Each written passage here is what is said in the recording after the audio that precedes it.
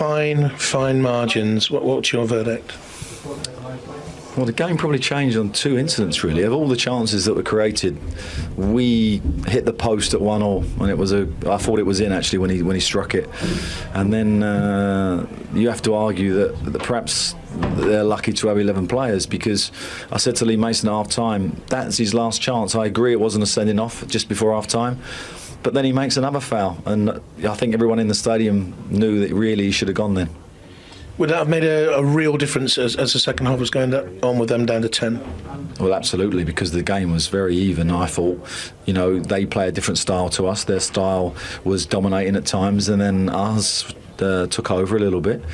They were good today, Arsenal, much better than they were against West Ham. I was there, so I can say that. Sharper, more in the brain, sharper in the tackle, and we had to cope with that. And we still feel a little bit aggrieved. We haven't come out with a game of anything. I actually think that we were a lot closer than we were last year to Arsenal, although it's exactly the same scoreline.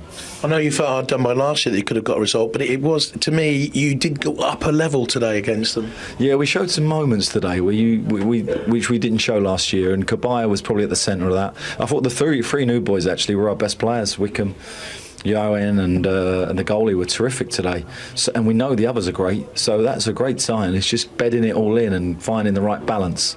There were at times today we probably conceded too much possession to Arsenal, but we'll get that right against the better teams. He could fit into an Arsenal side, couldn't he, by the way? I mean, he can do a variety of roles. He can keep the ball, he passes the ball so well, he can go forward and score goals. Yeah, that's the beauty of him, and why we knew going the extra mile in terms of bringing him to this football club is that he can play the sitter, he can play the one box to box, and he can also play the number 10 to great effect. So a great versatility he gives us, but he was terrific today.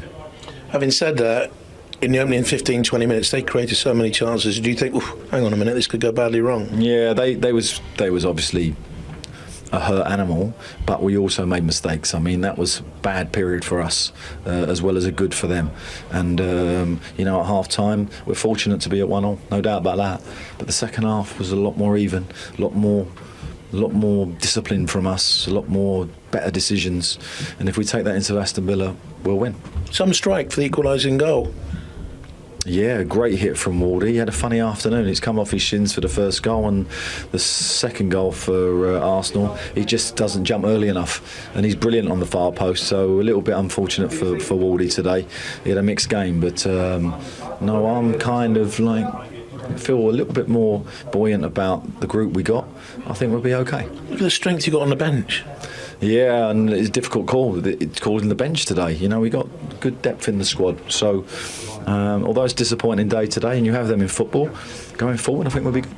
Finally, the co-owner, Steve Parish, has said today that he feels there's more optimism about Crystal Palace, real genuine optimism, since the bright right Pardew days as players. It's the first time he's really felt that about the club. It's quite special, that praise. Well, it is, because he's not just a chairman, he's a fan, and pretty of a nutty fan as well. He knows every stat you can think of.